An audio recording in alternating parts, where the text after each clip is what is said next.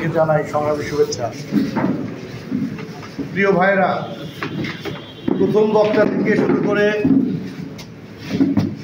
জুয়েল পর্যন্ত প্রত্যেকটা বক্তার বক্তৃতার ভেতরে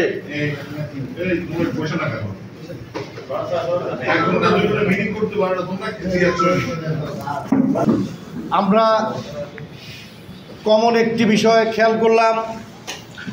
5ই অগাস্টের পরে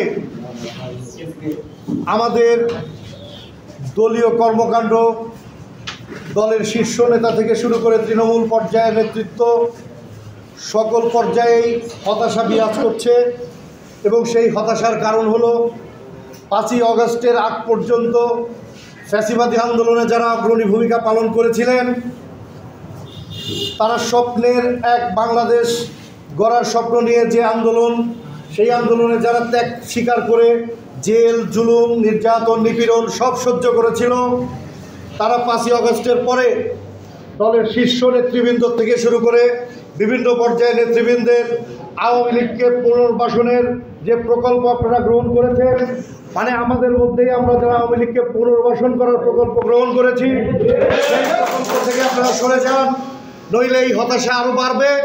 হতাশা বাড়লে নিজেদের ঐক্যের যে ভাঙন সৃষ্টি হবে, সেই ভাঙন কিন্তু আপনারা রক্ষা করতে পারবেন না। বিরোধী দলীয় বিএনপির যে ঐক্য ছিল, সে ঐক্য ছিল দেশ রক্ষার, এক দেশপ্রেমের, খালেদা জিয়ার প্রতি, জিয়াউর রহমানের প্রতি, তারেক রহমানের প্রতি, দেশের জনগণের প্রতি ভালোবাসা এবং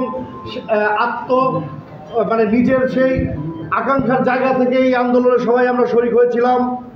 আজকে বিএনপির ঐক্য আছে, ইতোমধ্যেই জনগণের মধ্যে আমাদের দলের বিভিন্ন নেতার কর্মকাণ্ড নিয়ে ফিসফিসানি শুরু হয়ে গেছে।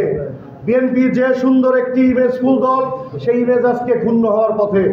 আজকে আমাদের এমন কিছু কিছু নেতার এমন কিছু কিছু গল্প শোনা যায়, আকাশে বাতাসে, অলিতে গলিতে, রাজপথে, হোটেলে, চায়ের দোকানে, অমুক নেতা এই করে কোটিপতি হয়ে গেল, অমুক নেতা এই করলো, ওই করলো। আসলে এই কথাগুলোর অস্তিত্ব আসলে আছে কি নাই, আমরা নিজেরাও প্রত্যেকে আমাদের স্ব জায়গা থেকে আমরা জানি।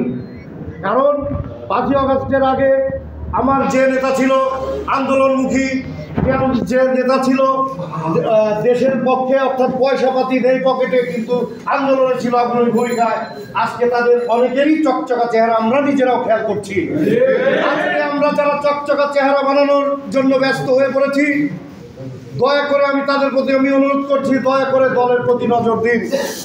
যারা চকচকা করে আয়নায় নিজের চেহারা নিজে দেখে হয়তো আনন্দিত হন, দলের কিন্তু ত্যাগী শ্রেণীর লোকের সংখ্যা, কর্মীর সংখ্যা কিন্তু অনেক। তাদের দিকে একটু তাকান। এই দলের এই সকল নেতা কর্মী আছে বলেই আজকে আপনি নেতা, আজকে আপনি 500 সালাম পান প্রতিদিন। এই কর্মী না থাকলে সালাম থাকতো না, সালাম মিলবে না। দলের ঐক্য করে ধরে রাখুন। আর আজকে যে হতাশা বিরাজ করছে আমাদের মাঝে, তার অন্যতম প্রধান কারণ হিসেবে সবার কণ্ঠেই আমি খেয়াল করলাম একটা কথাই বারবার উঠে এসেছে, সেটা হলো হাইব্রিড শ্রেণীকে আমরা প্রায়োরিটি দিচ্ছি, আমরা ত্যাগী শ্রেণীকে প্রায়োরিটি দিচ্ছি না। আগামী দিনে যখন আজকে আপনার উপজেলা বিএনপি, পৌর বিএনপির কমিটি নেই, আগামী দিনে আপনার কমিটি গঠন হবে, সেই কমিটিতেও যেন ত্যাগী শ্রেণীরাই অগ্রণী ভূমিকা পালন করেছিল, যারা তারাই যেন কমিটিতে সেরা সেরা জায়গাগুলোয় জায়গা পায়, সে ব্যাপারেও সজাগ থাকেন। পরবর্তীতে যে অঙ্গ সংগঠনগুলোর ত্যাগী, যে অঙ্গ সংগঠনের ত্যাগী নেতাগুলো যারা রাজপথ প্রকম্পিত করে পুলিশের গুলি, ওই ফ্যাসিবাদের হায়নাদের ভয়কে উপেক্ষা করে যারা এই রাজপথকে উত্তপ্ত করে রেখেছিল, সেই সব অঙ্গ সংগঠনের ত্যাগী শ্রেণীর নেতাদেরও মূল্যায়ন যেন হয়, সেই বিষয়ের প্রতি আমি আপনাদের অনুরোধ এবং দৃষ্টি আকর্ষণ করছি।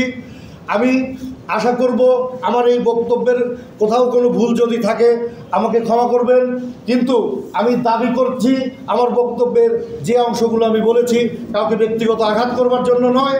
যাদের চেহারা চকচকে আদৌ হয়েছে এটা তারাই বুঝবেন এবং তারাই ঠিক হয়ে যাবেন। ধন্যবাদ সবাইকে। বাংলাদেশ জিন্দাবাদ।